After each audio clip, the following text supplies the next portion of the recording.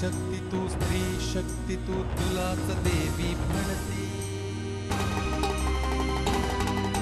तुझ्याच पोटी विश्व जन्मते, तुझीच अवघी महती. जरी तू अबला नसे दुर्बला, कशास हा अन्याय. कोणी शापिता, कोणी दुःखिता, कोणाचा हा न्याय. एक संगिनी जणू रागिणी, येईल तुझी या भेटी. तिने जन्म हा इथे घेतला, सखे तुझ्याच साठी. तुला बनविण्या सशक्त सबला, अन्याय निवारिणी. Advocate Shalini, advocate Shalini, advocate Shalini, advocate Shalini. जरा समजूतदारपणा नाहीये तुझ्यामध्ये. जरा काय झालं की लगेच भांडण. अगदी बरोबर बोलला तू. वहिनी काय सुंदर दिसताय तुम्ही. थँक्स. ती आईकडे निघून गेली. निघून गेल्या म्हणजे? मला सोडून कायमची निघून गेली. ते सतत तुमच्याशी माझी तुलना करायचं. दरवाजा मीच लावला. एवढी चांगली संधी चालून आली आहे. प्रशांतही घरात नाही, फक्त तुम्ही आणि मी. रेप? हो रेप.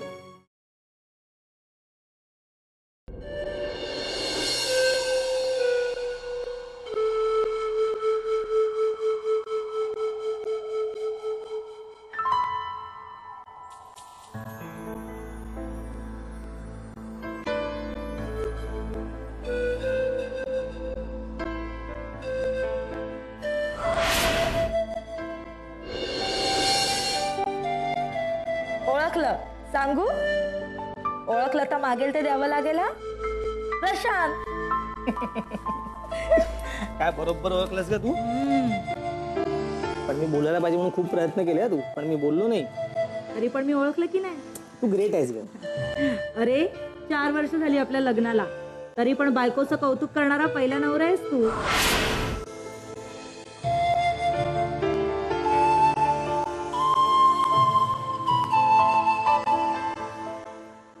कोण आहे? सॉरी. It's okay. मी आणतो चहा. मी काय आजारी आहे? आणते मी. सोनाली, कशा आहेत त्या?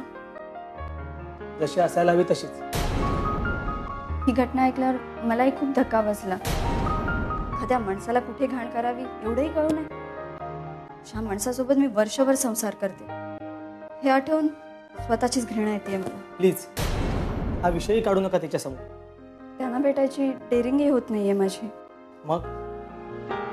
मग मी का आली आहे हेच विचारायचंय ना तुम्हाला. तुम्हाला भेटून फक्त एवढंच सांगायचंय, मनोजला त्याची शिक्षा मिळण्याकरता माझी जर काही मदत हवी असेल तर मी केव्हाही तयार आहे. थँक्स. येते मी. सांभाळा त्यांना.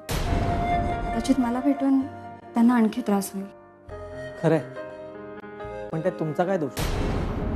नसेलही, पण मलाही मी अपराधी असल्यासारखं वाटतं. येते मी.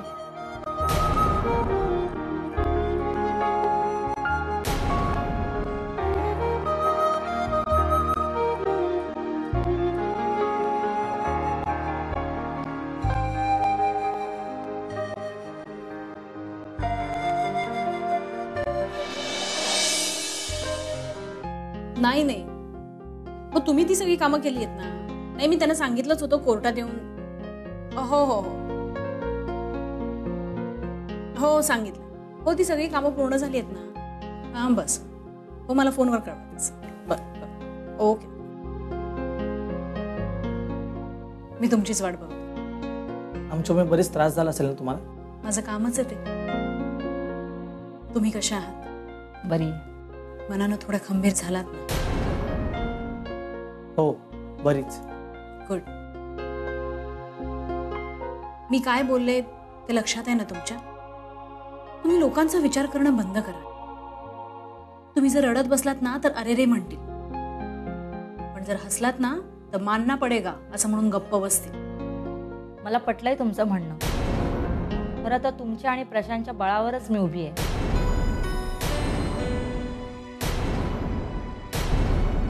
आणि तुम्ही दोघं सोबत आहे म्हटल्यावर मी कुठल्या युद्धाला तयार आहे. ये बाय. खरं सांगू प्रशांत, मला तुमचं खूप कौतुक वाटतं. नवरा असावा तर तुमच्यासारखा. तुमच्या जागी दुसरं कोण असतं ना तर त्यांनी आपल्या बायकोवर विविध संशय घेतले असते. बायकोला कदाचित घरात डांबूनही ठेवलं असतं किंवा आपल्याच बायकोची चूक आहे हे म्हणून तिच्याशी संबंधही तोडले असते. मानलं तुम्हाला. तुम्ही खरंच ग्रेट. मॅडम मी हिचा नवरा आहे. बरं चला निघायला हवं आपल्याला, है ना? हो.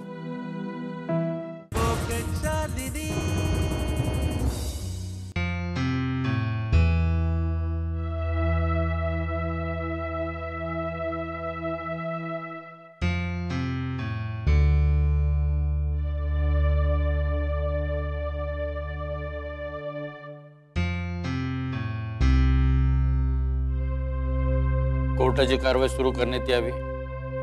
युअर ऑनर, आजपर्यंत आपल्या समोर एक ना अनेक बऱ्या वाईट केसेस आल्या. मान, अपमान, खून, चोऱ्या, विश्वासघात, आणखीन काय काय. पण आज माणुसकीला काळीमा फासला जाईल. मैत्रीसारख्या पवित्र नात्यावरही आपला विश्वास बसणार नाही अशी एक केस आपल्या समोर येऊन उभी राहिलेली आहे. मिलॉर्ड, माझी अशील सौ सोनाली प्रशांत काळे यांच्यावरती त्यांच्याच कुटुंबाचा मित्र मनोज डोके यांनी बलात्कार केला. अर्थात आपण न्यायदेवता आहात. तुमच्या नजरेतून जे काही दिसेल त्याला योग्य शिक्षा तुम्ही नक्की द्याल या विश्वासाने ही केस मी तुमच्या समोर मांडायला उभी राहील. माझी अशील सौ सोनाली प्रशांत काळे यांच्यावर त्यांच्याच कुटुंबाचा मित्र मनोज डोके यांनी बलात्कार केला. मनोज डोके आणि प्रशांत काळे हे खूप जुने मित्र, एकमेकांच्या घरी येणं जाणं होतं. मनोज डोके हे स्वतः विवाहित आहेत, पण त्यांच्या पत्नीशी त्यांचं पटत नाही, म्हणूनच सौ मानसी डोके या घर सोडून गेलेल्या. प्रशांत काळे आपल्या कामानिमित्त 4 दिवस बाहेर गावी गेले होते. या संधीचा फायदा घेऊन मनोज डोके सोनालीकडे आले आणि त्यांनी तिच्यावर बलात्कार केला. मिलॉर्ड, सोनालीचे फिजिकल टेस्ट आणि सीमेंट टेस्ट मॅच केल्यावर हे सिद्ध झालंय.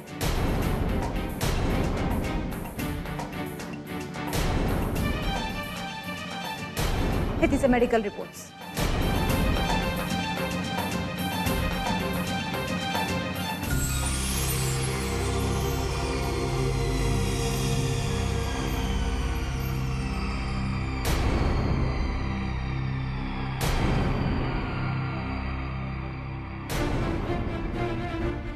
मिलॉर्ड, या अशा नराधमाला मोठ्यातली मोठी शिक्षा द्यावी, जेणेकरून समाजातली वाईट प्रवृत्तीचा थरकाप उडेल आणि यापुढे असं कोणी कृत्य करायला धजावणार नाही. That's all.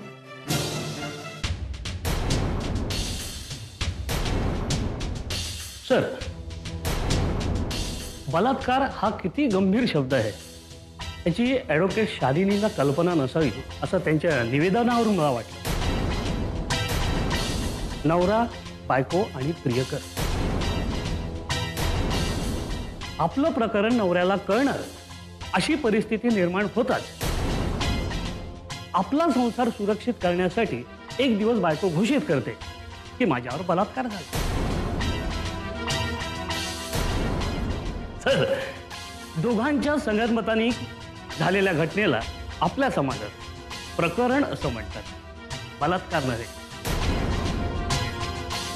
यावर आपल्याला काय बोलायचं आहे? मिलॉर्ड, बलात्कार हा किती गंभीर शब्द आहे हे सिद्ध करून दाखवण्याची माझी तयारी आहे.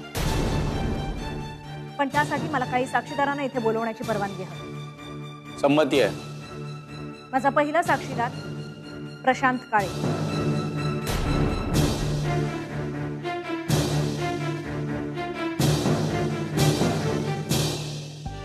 प्रशांत, प्रतिपक्षाचे वकील जे काही तुमच्या पत्नीबद्दल बोलले ते तुम्ही ऐकलं? हो.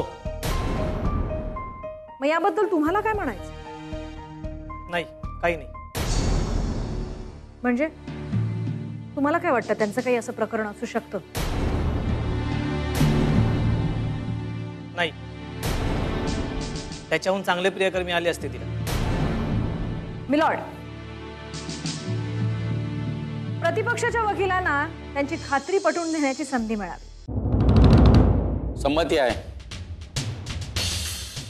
बोला. यावरून कोणालाही या केसची संपूर्ण कल्पना आहे.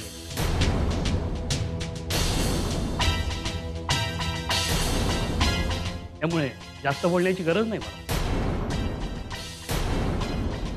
तुम्ही जाऊ शकता.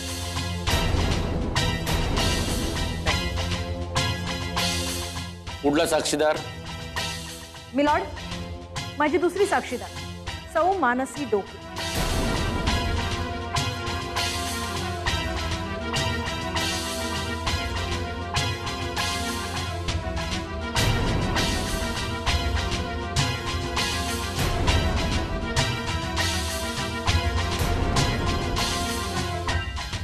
मानसी, तुमचं आणि तुमच्या नवऱ्याचं पटत नव्हतं, हे खरंय? हो, हे खरं आहे. आमची वारंवार भांडण व्हायची. कुठल्या कारणावरून? माझ्याशी भांडायला त्यांना कारणं लागत नव्हती. विशेषतः सोनाली वहिनीवरून भांडायचे. वारंवार त्याची आणि माझी तुलना करायचे. त्यांना त्यांच्यासारखी बायको हवी होती.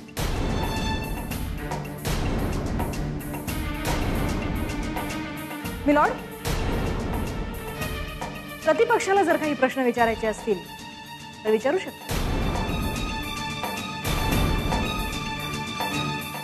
तुम्हाला काही विचारायचं आहे? Yes sir. मानसी डोके, बरोबर ना? तुम्ही सततच्या भांडणामुळे आपल्या नवऱ्याला सोडून गेलात. पण तुमच्या नवऱ्याचं म्हणणं आहे की तुम्ही सतत भांडण करीत होतात. हे खोटं आहे. याला काही पुरावा? हे जर खरं असतं तर त्यांना मला हकलण्याची वेळ आली असती.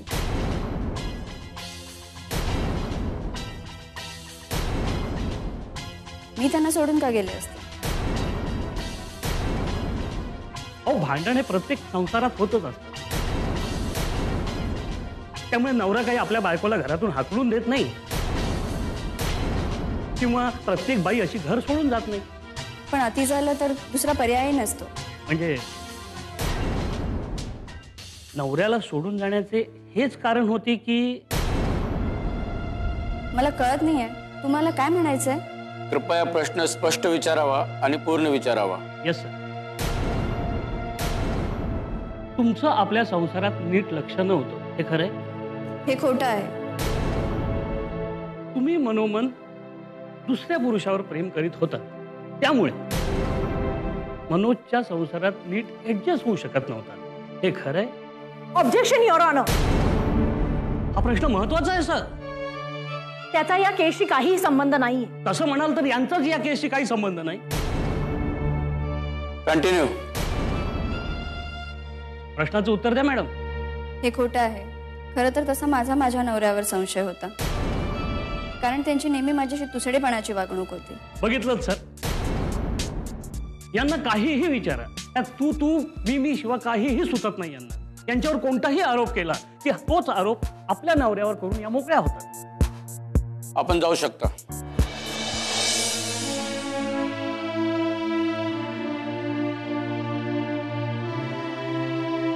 सर, मला मिसेस सोनाली काळेंना 1-2 प्रश्न विचारायचे आहेत. संमती आहे.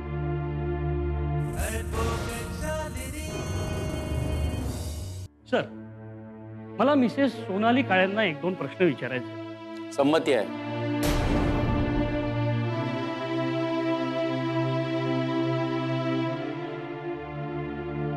मॅडम, तुमचा माझ्या अशिलावर असा आरोप आहे की त्यांनी तुमच्यावर बलात्कार केला. त्यांच्या अशा वाईट हेतूची कल्पना तुम्हाला कधी आली, हे सांगू शकाल? हो, मी घरात एकटेच होते.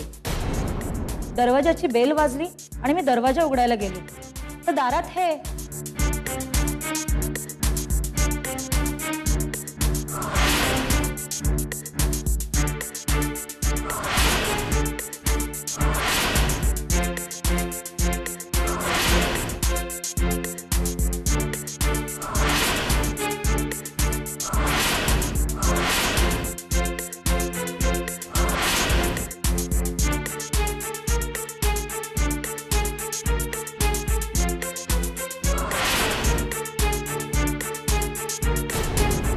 त्यांचं असं तुम्ही एकट्या घरात असताना येणं हे पहिल्यांदा घडत होतं. हो. आणि तुम्ही दिलेल्या माहितीप्रमाणे तुमचा नवरा घरी नव्हता याची कल्पना त्याला होती, बरोबर? हो. म्हणजे त्यांच्या हेतूविषयी तुम्हाला तेव्हाच कल्पना आली होती, तरीही त्यांना तुम्ही घरात घेतलं. याचा अर्थ काय? नाही, मी त्यांना घरात न घेण्याचा खूप प्रयत्न केला, पण काय? सर, यावरून कोर्टाला काय ते लक्षात आलं असेलच. बरं, त्यांनी जेव्हा तुमच्यावर हात घातला तेव्हा तुम्ही बचावाचा प्रयत्न केला नाही?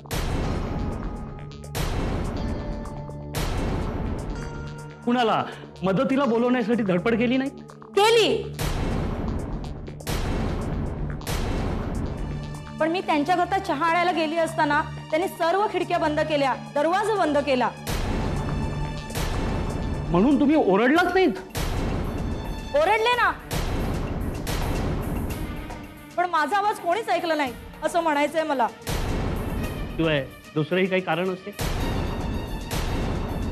दुसरं कुठलं कारण? त्यांचं तुमच्याकडे नेहमीच येणं जाणं होतं, त्यामुळे सवयीचं झालं असेल, त्यामुळे कोणी लक्षही दिलं नसेल, बरोबर? हो. Thank you madam. मला तुमच्याकडून एवढंच हवं होतं. जाऊ शकता.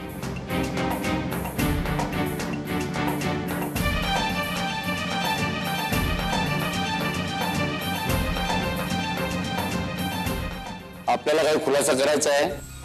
नाही मिलॉर्ड, मला त्याची काहीच गरज वाटत नाही. पण मला मनोज डोके यांना काही प्रश्न विचारायची परवानगी हवी. संमती आहे.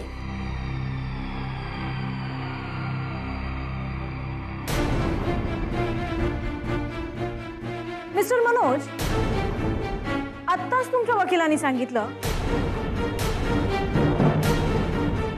की तुमचं आणि सोनालीचं काहीतरी प्रकरण चालू आहे. हे खरंय? हो. किती दिवसापासून? बऱ्याच दिवसांनी. सुरुवात कुठून झाली? आधी नजरेने आणि मग काय नाही, त्या दिवशी आम्हाला चांगली संधी चालून आली. पहिल्यांदा? हो. Thank you milord. प्रतिपक्ष वकिलांनी ही गोष्ट लक्षात घ्यावी की मनोज डोके यांचं येणं जाणं हे मुद्दामून तुम्ही लक्षात द्यावं म्हणून मी सांगते.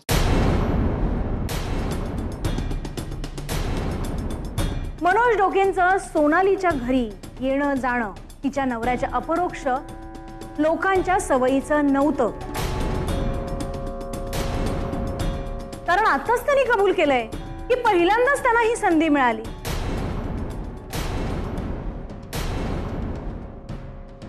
That's all milord.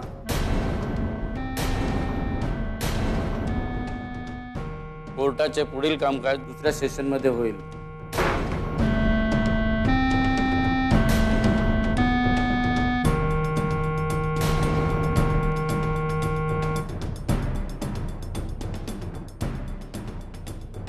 कोर्टाचे कामकाज सुरू करण्यात यावे. युअर ऑनर, माझ्या आशिलाची पूर्णपणे बाजू मी तुमच्या समोर मांडलेली आहे. त्याचबरोबर सगळे टेस्ट आणि सगळे रिपोर्ट्स तुमच्या समोर सादर केले. यावरून तुमच्या लक्षात येईलच की हे सगळं प्रकरण किती पाशवी आहे. माझ्या आशिलाच्या वतीने माझी फक्त एवढीच विनंती आहे की या अशा नराधमाला योग्य ती शिक्षा द्या, जेणेकरून समाजातल्या अशा लोकांना तो एक धडा असू शकेल. दोन्ही पक्षकाराच्या वकिलाची बाजू ऐकून घेतल्यानंतर हे कोर्ट या निर्णयावर पोहोचले आहे. आरोपी मनोज डोके यांच्यावरील गुन्हा सिद्ध होत आहे. The court is urgent. या कथेतील आरोपीचा गुन्हा सिद्ध झाल्यामुळे आरोपीला 7 वर्ष तुरुंगवास किंवा आजन्म कारावास किंवा 10 वर्षापर्यंत शिक्षा होऊ शकते. जर आरोपी पब्लिक सर्वंट असेल तर त्याला 10 वर्ष सक्त मजुरी आणि दंड होऊ शकतो. हा गुन्हा दखलपात्र, अजामीनपात्र आणि अतडजोडपात्र आहे.